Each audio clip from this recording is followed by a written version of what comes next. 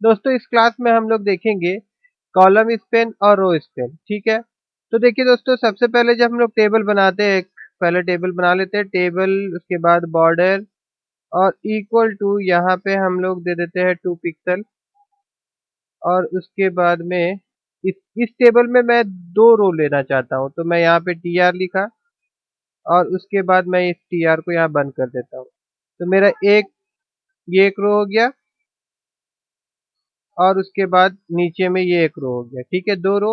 और इसके अंदर में मैं 3 कॉलम बनाना चाहता हूँ। ठीक है ना, लेकिन देखिए मैं क्या करूँगा, मैं इसमें एक टीडी लिया और यहाँ पे मैं लिखा हूँ स्टूडेंट इंफॉर्मेशन। इंफॉर्मेशन उसके बाद इस टीडी को मैं बंद कर देता हूँ और नीचे वाला टीआर में मैं 3 टीडी लूंगा।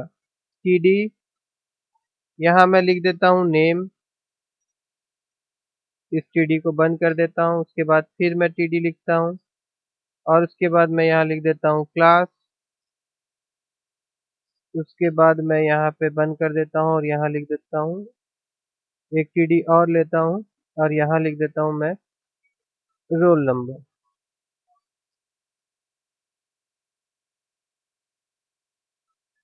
तो देखिए दोस्तों, जो टेबल हमारा बनेगा वो इस प्रकार से डिस्प्ले करेगा।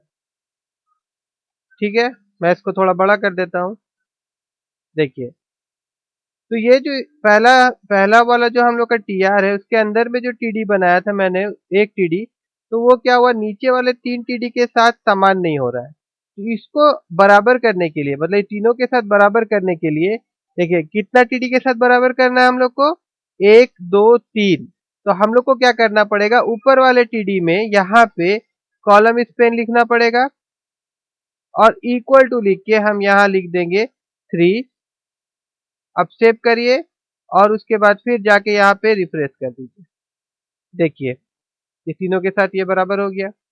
अब देखिए दोस्तों, रो स्पेन क्या होता है। ठीक है, अब देखिए मैं यहाँ पे एक काम करता हूँ, मैं यहाँ पे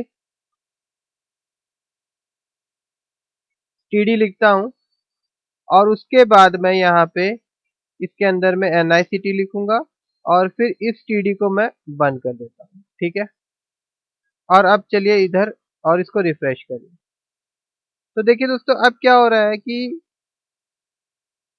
यहाँ पे ये जो NICT है, ठीक है, नीचे में जो है ये 3 के साथ तो बराबर है, स्टूडेंट इंफॉर्मेशन, मगर ये NICT को मैं यहाँ नीचे लाना चाहता हूँ, मतलब इसको एक कर देना चाहता हूँ और स्टूडेंट इंफॉर्मेशन के नीचे में नेम, क्लास और रोल नंबर आना चाहिए। ठीक है, तो उसके लिए मुझको क्या करना पड़ेगा, NICT को ये 2 रो है ना, दोनों रो के साथ बराबर करना है। तो उसके लिए क्या लिखेंगे हम लोग, रो स्पेन, ROW, रो स्पेन।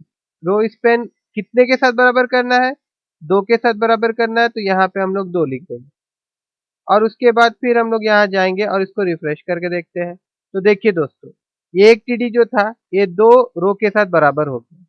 अब मान लीजिए कि अगर रो ज्यादा होता, यहाँ पे हम इसको कॉपी कर लेते हैं और उसके बाद इसी को हम पेस्ट कर देते हैं। यहाँ पे इसको हम लोग पेस्ट कर देते हैं। यहाँ पे कुछ गड़बड़ है। ठीक है, अभी यहाँ जाते हैं और इसको रिफ्रेश करते हैं।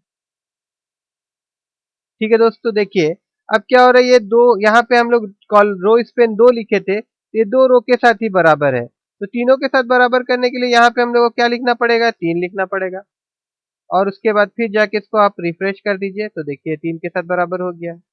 उसी प्रकार मान लीजिए कि यहाँ पे 1 2 3 और एक टीडी अगर हम लोग दे देते, जैसे यहाँ पे है, यहाँ मैं एक टीडी और पुटअप कर देता हूँ और यहाँ पे रोल नंबर, क्लास हो गया, यहाँ पे एड्रेस दे देते हैं और इस टीडी को मैं बंद कर देता हूँ।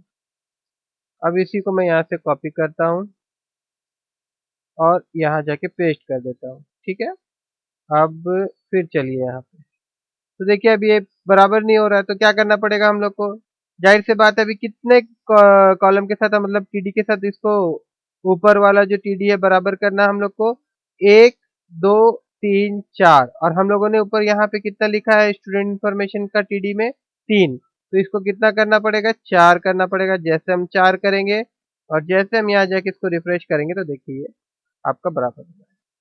ठीक है दोस्तों, मैं आशा करता हूँ कि आप लोग टेबल रो स्पेन और कॉलम स्पेन समझ गए होंगे। ठीक है।